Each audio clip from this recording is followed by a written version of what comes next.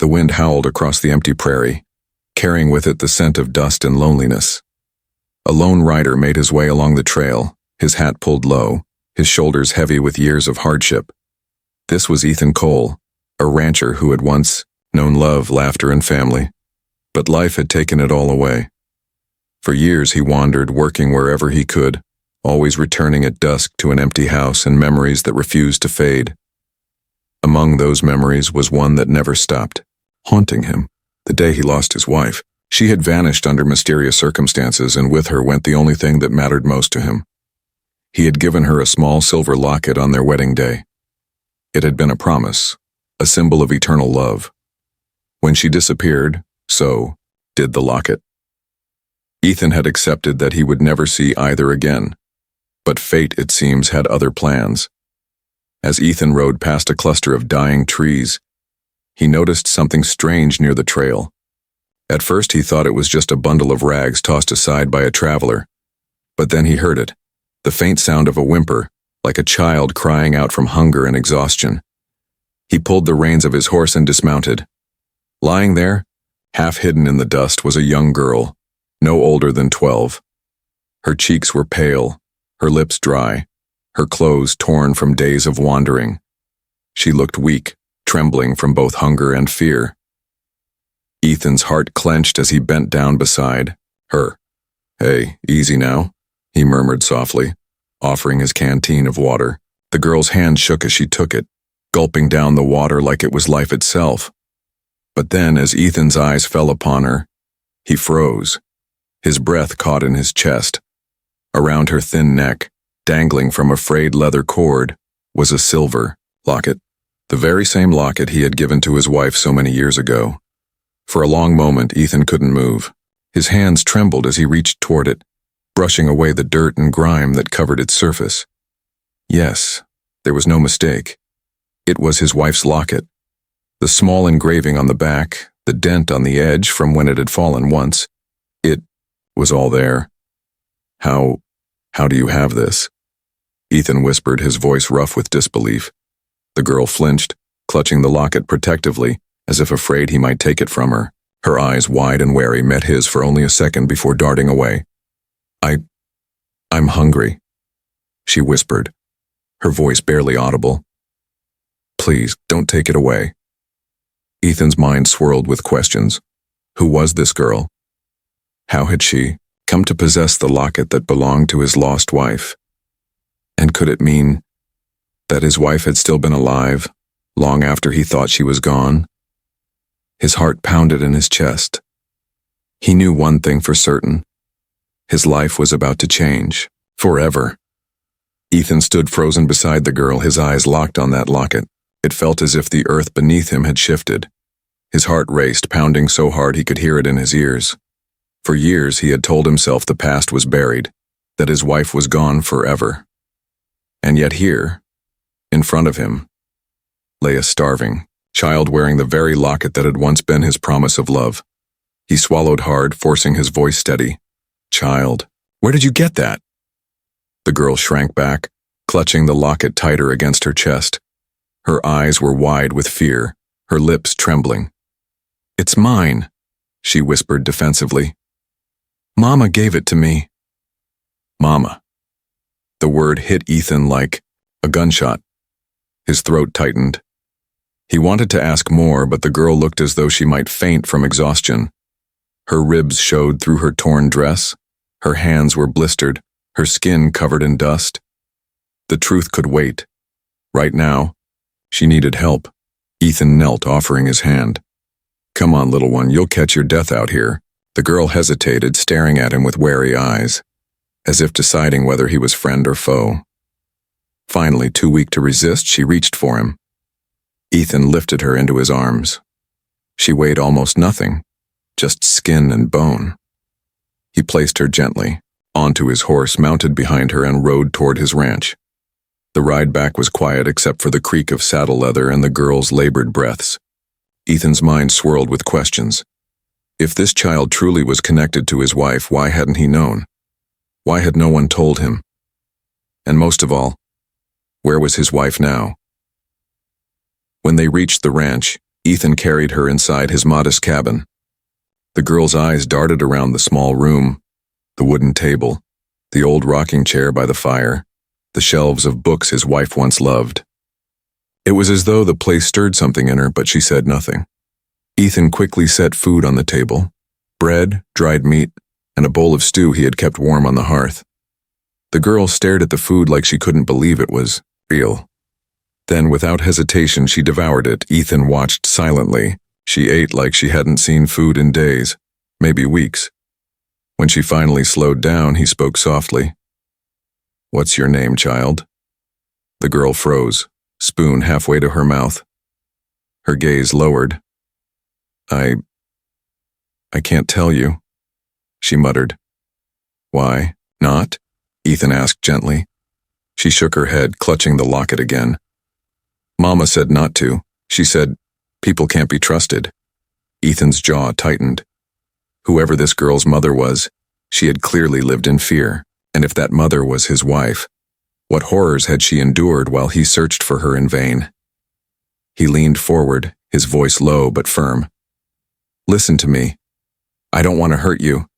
I need to know about your mama. Where is she?" The girl's lips trembled. Tears welled in her eyes. For a moment, Ethan thought she would answer, but instead she looked away, shaking her head fiercely. "She's gone," she whispered. "She told me to keep the locket safe. She said it would lead me to the man I need." Ethan's breath caught. The man I need. Those words echoed in his mind.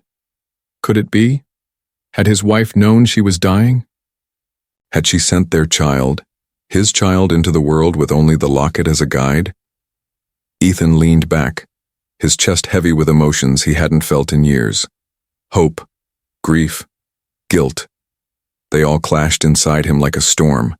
He wanted to press her, demand answers. But one look at the girl's frail body and tear-streaked face stopped him. She had suffered enough. "All right," he said softly. "You don't have to talk tonight. Rest now. You're safe here." He led her to the spare bed in the small back room. The room that had once been meant for children, he and his wife never had time to raise together. As he tucked the blanket around her shoulders, he noticed her clutching the locket even in her sleep, as though afraid someone might steal it. Ethan stood in the doorway for a long time, watching her. 100 memories washed over him. His wife's smile, the sound of her laughter. The day he fastened that locket around her neck and swore to love her until his dying breath. Now the past had returned, not in the way he ever imagined, but through a girl whose very existence raised more questions than answers. One thing was certain, this was no accident. That locket had found its way back to him for a reason, and Ethan Cole would not rest until he uncovered the truth.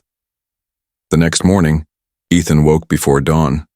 The ranch was still and silent, but his mind was restless. He brewed coffee, staring at the rising sun over the hills, his thoughts circling around the girl asleep in the back room. That locket, that face, the way she clutched it like it was her lifeline. Could she really be his daughter? The thought sent a shiver down his spine. He had searched for his wife for years after she vanished. Posters, inquiries, long rides into neighboring towns. He had done everything. Yet the trail had gone cold, and in the end, grief consumed him. He buried himself in ranch work, convincing himself she was gone forever. But now there was this child, this girl who appeared out of nowhere, wearing the very symbol of his lost love. He rubbed his temples. "Don't get ahead of yourself, Cole," he muttered. "Find the truth first." By the time the girl awoke, the ranch was alive with the sounds of morning, chickens clucking, horses nickering in their stalls, the creak of the windmill. Ethan greeted her with a plate of eggs and bread. She sat at the table cautiously, her small hands folded in her lap until he nodded for her to eat. As she nibbled, Ethan tried again. "You never told me your name." She avoided his eyes. "Mama. Always said, names are dangerous. People might use them against you." Ethan sighed, leaning back in his chair. "Your mama must have lived a hard life." The girl's shoulders stiffened, but she said nothing. Later that day, Ethan saddled his horse for a supply trip into town. The girl insisted on staying behind, so he left her with strict instructions not to wander. But when he reached the general store, whispers followed him like shadows. "Did you hear? Old Cole brought a strange child to his ranch. Some orphan, they say. Half-starved, looks like trouble. Mark my words, nothing good comes from strays." Ethan's jaw tightened. He ignored the stares, buying flour, beans, and a bit of sugar for the girl. But the gossip gnawed at him. Out here, reputation was everything. A rancher alone could be respected. A rancher keeping secrets, that was another matter entirely. On his way out, Sheriff Harris stopped him. "Mornin', Cole. Folks tell me you've taken in a girl.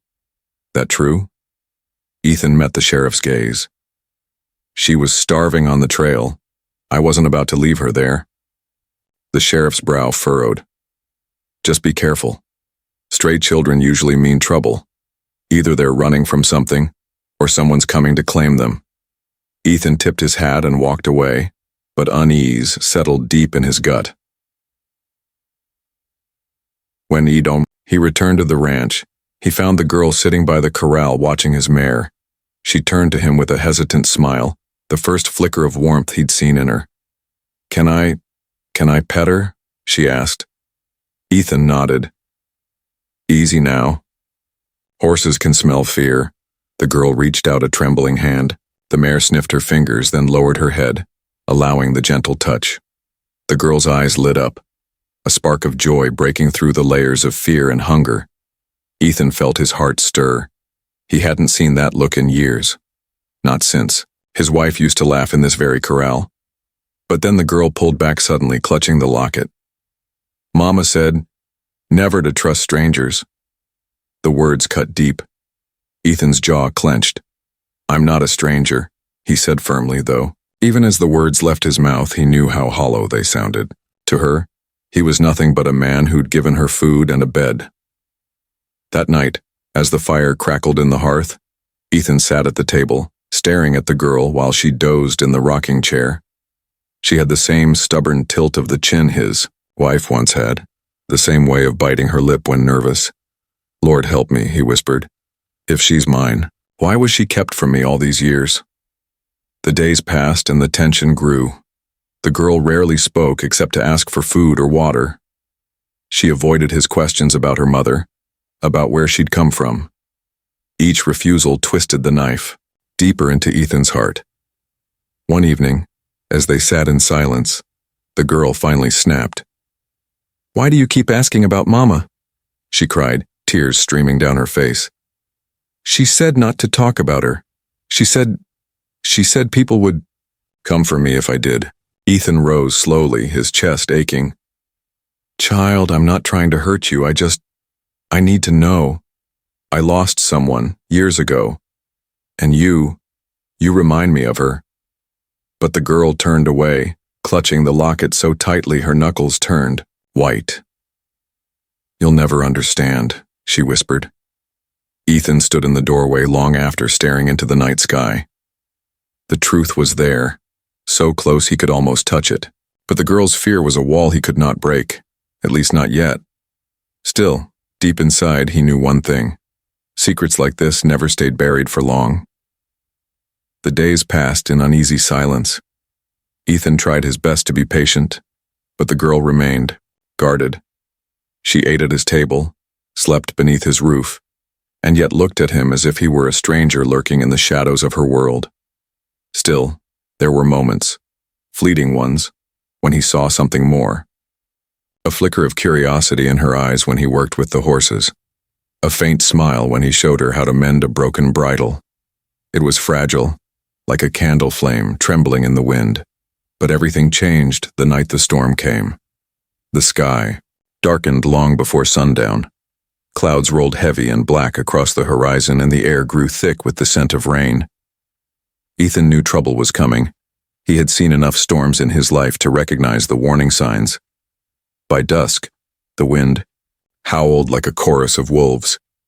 The barn doors rattled, loose shingles clattered, and the horses stomped nervously in their stalls. Ethan rushed outside, securing what he could, his coat whipping against the gale. "Stay inside," he shouted toward the cabin. "Don't open the door for anything." But the girl, frightened by the roaring thunder, darted out after him, clutching the locket as if it could shield her. "Get back inside." Ethan barked, but his words were drowned by the wind. Just then a violent gust slammed against the barn. One of the old beams, weakened by years of weather, gave way with a crack. The roof sagged dangerously, threatening to collapse on the frightened horses inside. Ethan cursed under his breath. If the barn went down, he'd lose more than animals. He'd lose the last livelihood he had. Without hesitation, he sprinted inside. The horses whinnied in terror, kicking against their stalls. Ethan grabbed a rope, shouting commands, his voice calm but firm. He had to move them before the structure gave way. Behind him, he heard small footsteps. He turned sharply. "I told you to stay inside." But the girl shook her head, eyes wide with determination. "You can't do it alone." Before he could argue, another crack split the air. A heavy beam tumbled, crashing onto the hay near the stalls. The girl screamed, but instead of running, she darted forward, waving her arms to guide one of the panicked horses toward the open door. "Come on, this way," she cried. Ethan's heart pounded as he dragged another mare out, the storm lashing against his back. Together, man and child worked side by side, coaxing, pulling, urging the terrified animals to safety. Thunder roared, lightning split the sky, and still they fought against the storm. Finally, the last horse bolted out, disappearing into the corral beyond. Ethan grabbed the girl by the arm, pulling her clear of the collapsing barn just as the roof caved in behind them. The ground shook with the impact. Dust and splinters filled the air. For a moment, all Ethan could hear was the pounding of his own heartbeat. Then he realized. The girl was clutching his sleeve, trembling but alive. "You're crazy," he muttered, pulling her close against the wind. "But you're brave, I'll give you that." She looked up at him, eyes glistening. "Mama always said, when you're scared, be brave anyway." The words struck him like a bullet. His wife used to say the very same thing. When the storm finally passed, the ranch was in shambles. The barn was half ruined, tools scattered across the muddy ground. But the horses were alive, and so were they. Inside the cabin, Ethan lit a lantern and tended to the girl's scraped hands. She winced, but didn't pull away. For the first time, she let him care for her without protest. "You saved those horses," Ethan said quietly. "You've got more grit in you than most grown men I know." The girl looked down, fiddling with the locket. "Mama taught me to be strong. She said, one day, I'd need to help someone. Maybe that's why I found you." Ethan's chest tightened. He wanted to ask again, to demand answers about her mother. But something in her eyes stopped him. Something fragile, like trust beginning to form. So instead, he simply nodded. Maybe so. That night, as the girl curled up by the fire, Ethan sat awake, staring at the storm-wrecked barn through the window. His body ached from exhaustion, but his mind was restless. She was no ordinary child. She carried his wife's locket, his wife's words, even her stubborn courage. The storm had done more than destroy his barn. It had forced them to fight side by side. And in that shared struggle, Ethan realized something. He was no longer alone. But deep down, he also knew storms never came without reason. And this one felt like only the beginning. The storm had passed, but its mark lingered. The barn lay in ruin, beams scattered like broken bones across the mud. Ethan worked for hours repairing what he could, his muscles aching while the girl helped in small ways, gathering tools, holding nails, even calming the horses with her quiet voice. It surprised him. For someone who had lived with so much fear, she carried a strange strength within her, a strength that reminded him too much of his wife. That night after supper, they sat by the fire.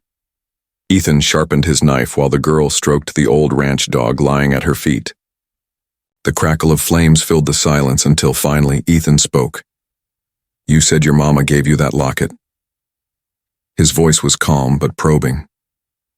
Did she ever tell you about the man who gave it to her? The girl hesitated. Her small hands tightened on the locket. She said he was kind, strong. She said he loved her more than anything. Ethan's throat went dry. He lowered the knife, staring into the fire. Did she ever tell you his name? The girl shook her head, slowly. No. She just said, if I ever got lost or if she couldn't stay with me anymore, the locket would lead me to him. Ethan's chest ached. His mind screamed to ask the question he had been avoiding. Was that man me? Was your mama my wife? But before he could, the girl's head snapped toward the window. Did you hear that? She whispered. Ethan froze. Outside, beyond the howl of the wind, came the distant sound of hooves. More than one horse, men riding in the dark. Ethan rose, moving quietly to the door. He peered into the night, the moonlight faint against the rolling clouds. On the ridge, he saw them, 3 riders, moving slow, watching the ranch from a distance. His stomach tightened. Out here, visitors rarely came without reason. He stepped back inside, bolting the door. The girl's face had gone pale, her eyes wide with terror. No, she whispered. They found me. Ethan knelt before her, gripping her shoulders. Who? Who are they? Tears welled in her eyes, her voice trembling. Men, bad men. Mama said to run if they ever came. She said they wanted the locket. She said they'd never stop until they had it. Ethan's blood ran cold. This was no coincidence.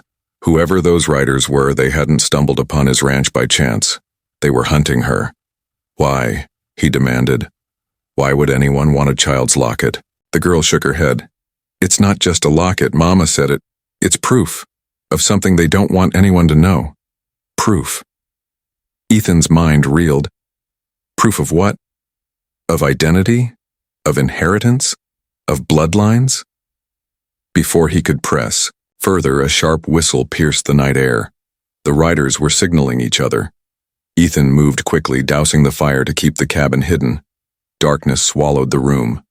He whispered firmly to the girl, "Stay low. Don't make a sound." For the next hour, they waited in silence, listening to the distant hooves circling the ridge. At last, the sound faded into the night, but Ethan knew it wasn't over. They had been spotted, and those men would be back. When he finally lit the lantern again, he found the girl huddled in the corner, tears streaming down her cheeks. "They won't stop," she whispered. "They'll take me like they took Mama." Ethan's breath caught. "What do you mean? What happened to your mama?" The girl shook her head violently, burying her face in her hands. I can't talk about it.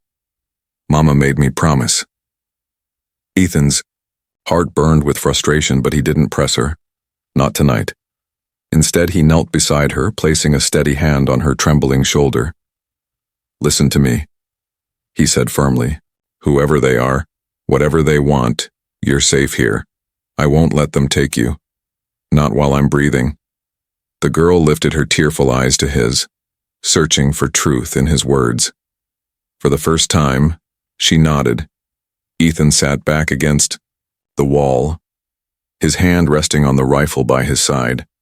His eyes stayed fixed on the window, the night outside heavy with unseen threats. He had lost his wife once. He had lived with that regret every day of his life. He would not lose this child, too. The following days passed in restless silence. Ethan worked the ranch as usual, but his eyes were always on the horizon, his rifle never far from reach. The girl, though still fragile, had begun to regain her strength. She moved with a quiet grace, helping with chores, brushing down the horses, and even humming soft tunes as she carried water. But every time Ethan's gaze fell on the silver locket around her neck, his heart tightened. That small piece of metal had once been the center of his world. Now it had returned to him, but through the hands of a child he did not understand. On the third evening, as the sun dipped behind the hills, painting the sky in fire and gold, Ethan finally sat the girl down at the kitchen table. Enough hiding, he said gently, though his voice carried the weight of command. You're strong enough now. I need to know the truth. Who are those men and what do they want with you? The girl's fingers fidgeted nervously with the locket. She lowered her gaze, her voice barely a whisper. They want me. Because of her. Because of Mama. Ethan leaned forward. And who was your mama? Her lips trembled. For a long moment, silence filled the room. Then, with a shaky breath, she whispered, She was your wife. The words struck Ethan like a hammer.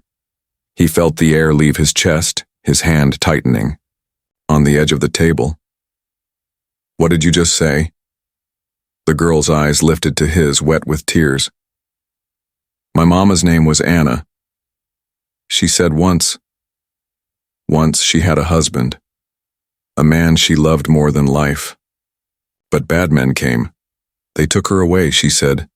She could never go back. Ethan staggered back in his chair. Anna. His Anna. The woman he had mourned for years. The woman he thought lost forever. The girl continued, her small voice steady despite her tears. She told me, if I ever found you, I'd know. Because of the way you looked at me. Because of the way you'd never let me go. She gave me the locket so you'd believe. Ethan's vision blurred. He rubbed a rough hand over his face, torn between anger, grief, and disbelief. Anna had been alive all these years, and she had a daughter. Their daughter? No, the girl was too old for that. His mind spun, searching for answers. Why didn't she come back to me? His voice cracked under the weight of the question. The girl shook her head, sobbing now. She wanted to. She tried. But those men, they hurt her. They said if she ever returned to you, they'd kill you. So she ran. She hit us both. But they never stopped hunting, and now, her voice broke. Now she's gone. Ethan's world crumbled. The fire in his chest turned to ice. He pushed away from the table, pacing the small cabin, fists clenched. Gone? What do you mean gone? The girl's sobs deepened.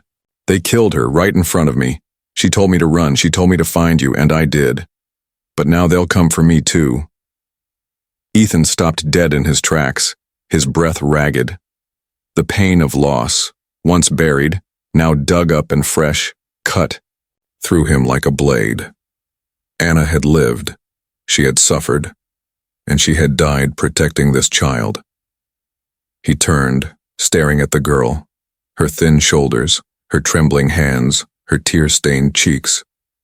In her, he saw Anna's eyes, Anna's spirit. Slowly he crossed the room and knelt before her. His hands, rough and scarred, gently cupped her face.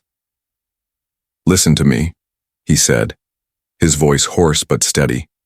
If Anna was your mama, then you're all I have left of her. And if those men want you, they'll have to go through me first.